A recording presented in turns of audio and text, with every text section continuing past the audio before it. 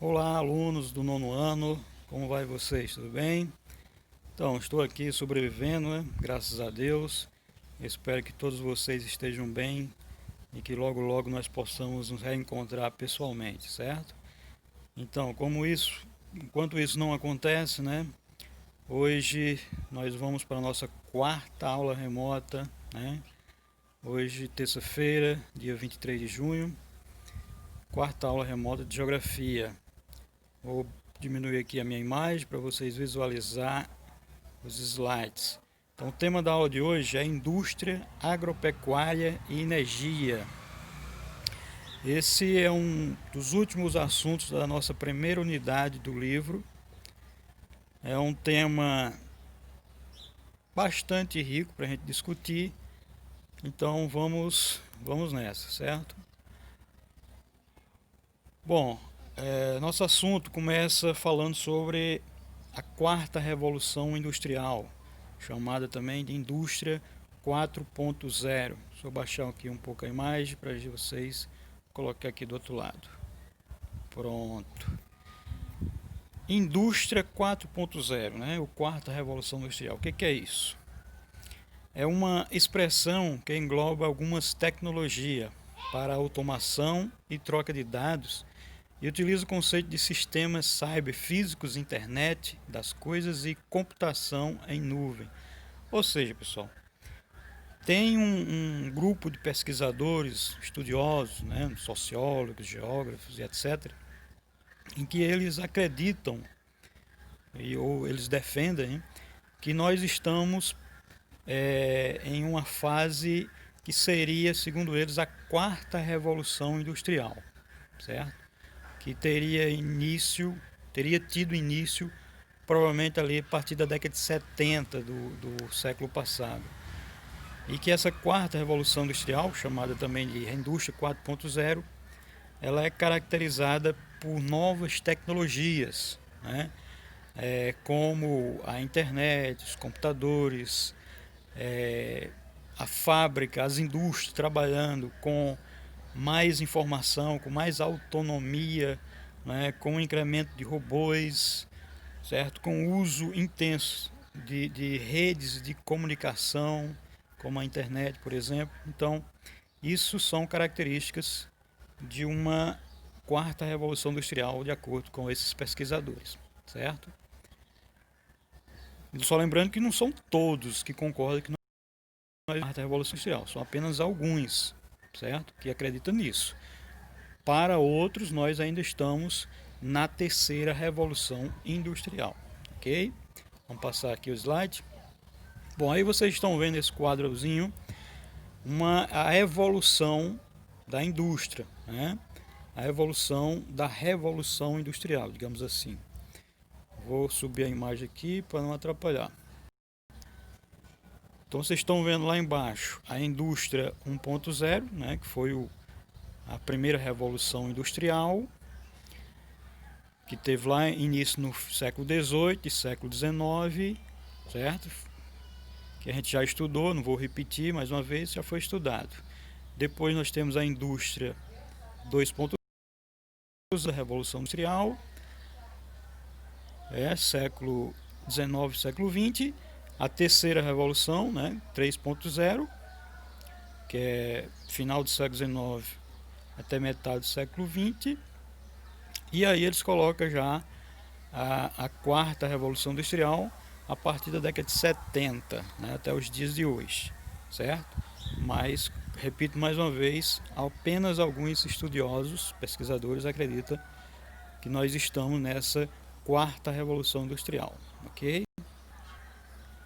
Vamos falar agora sobre a agropecuária, né? Esse termo agropecuária, muita gente não sabe, mas é um termo utilizado para se referir à agricultura e à pecuária, né?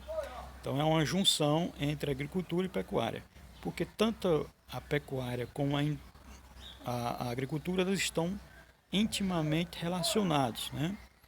Elas se desenvolvem no mesmo cenário, no mesmo espaço geográfico, certo? Então geralmente quem pratica agricultura também pratica agropecuária. Ou seja, quem cria gado também planta, ok? Quem cria algum animal também planta.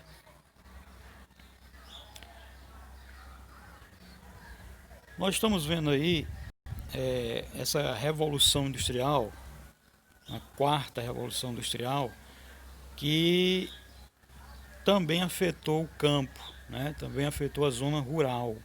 Então, com o desenvolvimento de novas tecnologias, equipamentos modernos, houve também digamos assim, uma influência no campo, nas atividades agrícolas.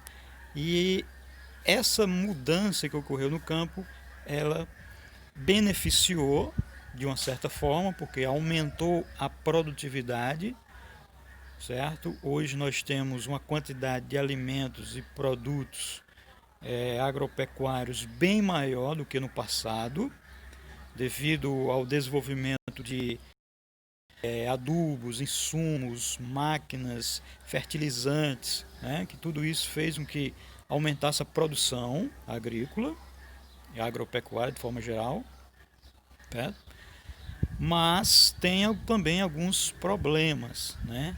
E aí estão os principais problemas que essa tecnologia, essa revolução industrial causou no campo. Entre eles nós temos aí a expropriação. A expropriação, para quem não sabe, é a saída, aliás, é a perda da propriedade privada por parte do agricultor, certo?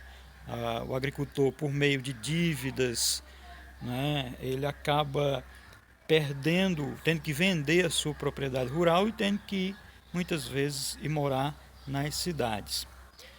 O desemprego também, a chegada das máquinas no campo fez com que muitos trabalhadores perdessem os seus empregos, porque, por exemplo, uma máquina como essa colheitadeira que vocês estão vendo aí, ela consegue fazer o trabalho de 10, 12 pessoas. Então, ela, digamos assim, moderniza, aumenta a capacidade de colheita, de produção, mas em compensação também ela exclui muitos empregos. Conflitos por terras é um outro problema muito grande que acontece no campo, no Brasil e no mundo, certo? Onde quando as pessoas perdem as suas propriedades, ou então pessoas que a população vai aumentando, os filhos de agricultores não têm terra para trabalhar, eles começam a se organizar, reivindicando que o governo faça uma reforma agrária, ou seja, uma redistribuição das terras, né? E aí acontece muitas vezes os conflitos, né, envolvendo esses trabalhadores sem terras contra os agropecuaristas, né, aqueles grandes proprietários que têm muitas terras. E o êxodo rural também é um grande problema que existe no campo do Brasil e do mundo. É o êxodo rural, professor. O êxodo rural é a saída do homem do campo em direção às cidades, né? Então, quando o trabalhador não tem mais emprego, não tem mais o que fazer no campo, ele acaba indo para as cidades em busca de emprego, nas fábricas, no comércio, e aí é o que nós chamamos de êxodo rural. A palavra êxodo significa saída, saída do campo, certo? Vou voltar aqui um pouco. Vocês estão vendo essa imagem aqui desse pessoal com essas bandeiras, essas foices? Isso aí é uma foto do MST. O MST, que significa Movimento dos Trabalhadores Sem Terra, é uma organização de trabalhadores rurais que não possuem terras, que existe no Brasil, que eles reivindicam por parte do governo que o governo faça uma reforma agrária. O que é uma reforma agrária? Uma redistribuição de terras, ou seja, tirar de quem tem terra demais, e terras que geralmente são improdutivas, que não estão produzindo nada, e distribuir para aqueles trabalhadores que não têm terra e que queiram trabalhar na roça, na terra, né, na agricultura. Então eles fazem protestos, eles invadem propriedades, forçando o governo a fazer essa reforma agrária. Os assentamentos, tem o assentamento Nova Vida, né, Nova Vida 1.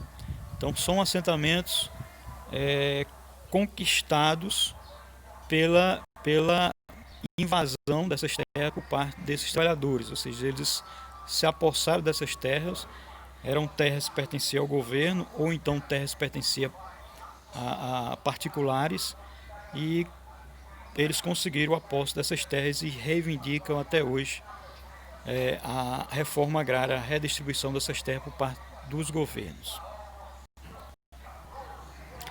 Aí estão falando da questão da energia, né?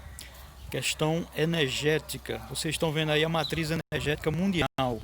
Então aí são as principais fontes de energia utilizadas no mundo, certo? E vocês veem aí que o carvão mineral, aliás, o petróleo é a principal fonte de energia utilizada no mundo hoje. 31% de todas as fontes de energia do mundo vêm do petróleo e seus derivados.